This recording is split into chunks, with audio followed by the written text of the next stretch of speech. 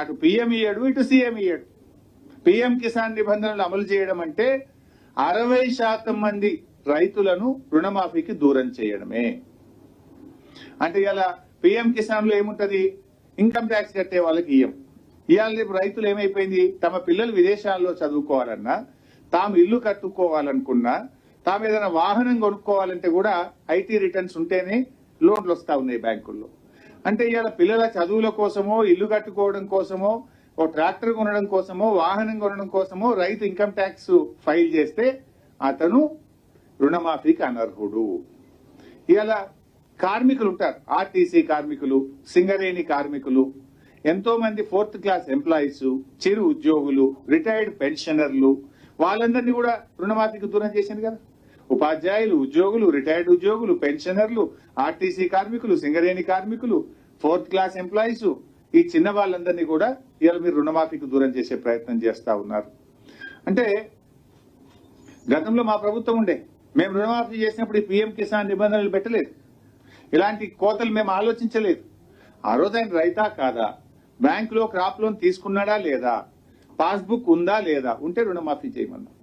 కానీ మీరు ఒకటి కుటుంబం నిబంధన అయితే ఒకరికే రేషన్ కార్డు లేకపోతే నీకు రాదు, పిఎం కిసాన్ నిబంధన నీకు పిఎం కిసాన్ డబ్బులు వస్తలేవా, నీకు రుణమాఫీ రాదు.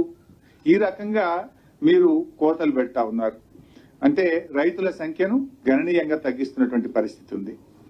ఇకపోతే 2 లక్షలకు పైగా అప్పు ఉన్నటువంటి రైతులు ఆ అప్పును వాళ్ళు కట్టిన తర్వాతనే రుణమాఫీ చేస్తారట. ఇది ఎక్కడదండి, నాకు అర్థం కాదు. సపోజ్ ఒక రైతు 3 లక్షల రూపాయలు అప్పు ఉంది, ఏమంటుంది ప్రభుత్వం, నువ్వు ఆ 1 లక్ష తెచ్చి కట్టినాక నీకు 2 లక్షల రూపాయలు బ్యాంకులు వేస్తాము అంటున్నారు. అంటే ఇలా నీ అప్పు మాఫీ కావడం కోసం బయట 3 రూపాయలకు మళ్ళీ అప్పు తేవాలి. బ్యాంకా ఎట్లా ఇయ్యదు, బ్యాంకులో ఆల్రెడీ అప్పు ఉన్నది.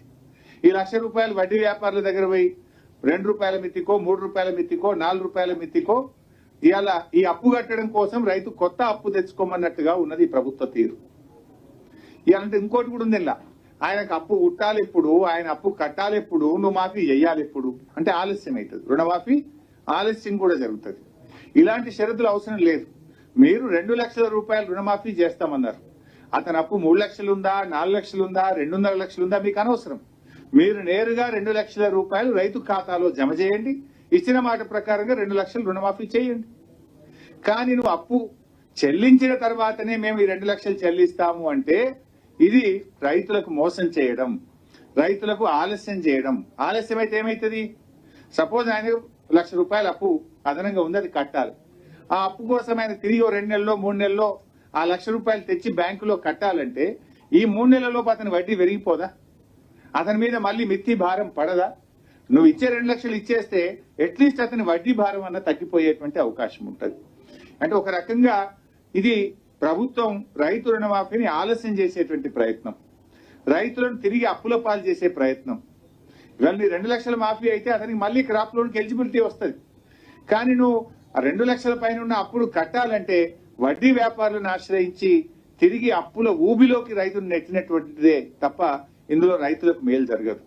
ఇంకోటి ఏంటంటే బ్యాడ్లకి ఈ ప్రభుత్వం వచ్చిన తర్వాత కరువు పరిస్థితులు, మన నల్గొండ, మహబూబ్ నగర్, ఖమ్మం జిల్లాలో కృష్ణా నదిలో నీళ్లు లేక పంటలు లేవు, పోయిన సంవత్సరం పంటలు లేవు. అదేవిధంగా ఉత్తర తెలంగాణలో అకాల వర్షాల వల్ల ఉన్న పంటలన్నీ పోయినాయి.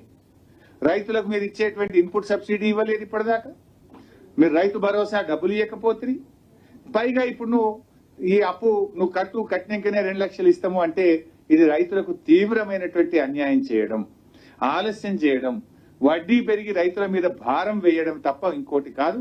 ఇటువంటి నిబంధనలన్నీ తొలగించి నేరుగా రైతు ఖాతాలో అతని అప్పు ఎంతనే ఉండని మీరు ఇచ్చిన మాట ప్రకారంగా 2 లక్షల రుణమాఫీ చేయాలని, ఇందులో పెట్టిన 4.11 షరతును తొలగించాలని చెప్పి బీఆర్ఎస్ పార్టీ డిమాండ్ చేస్తా ఉంది. తర్వాత ఇంకో మాట అన్నారు అందులో, ఈ పథకం అంటే 3.2 ఇందులో చూస్తే నిబంధన 3.2లో ఈ పథకం స్వల్పకాలిక పంట రుణాలకు వర్తిస్తుంది. స్వల్పకాలిక పంట రుణాలు, ఉదాహరణకు పండ్ల తోటలు ఉంటాయి, మామిడి తోట, బత్తాయి తోట, నిమ్మ తోట, అది స్వల్పకాలికం కాదు కదా, 4 ఏళ్లకు పంట వస్తుంది, 4 ఏళ్ల తర్వాత నీకు క్రాప్ వస్తుంది. మరి నువ్వు బత్తాయి తోట పెట్టినావు నీకు రుణమాఫీ లేదు, నువ్వు మామిడి తోట పెట్టినావు నీకు రుణమాఫీ లేదు, నువ్వు ఆయిల్ పామ్ పెట్టినావు నీకు రుణమాఫీ లేదు, నువ్వు యూకలిప్టస్ పెట్టినావు నీకు రుణమాఫీ లేదు,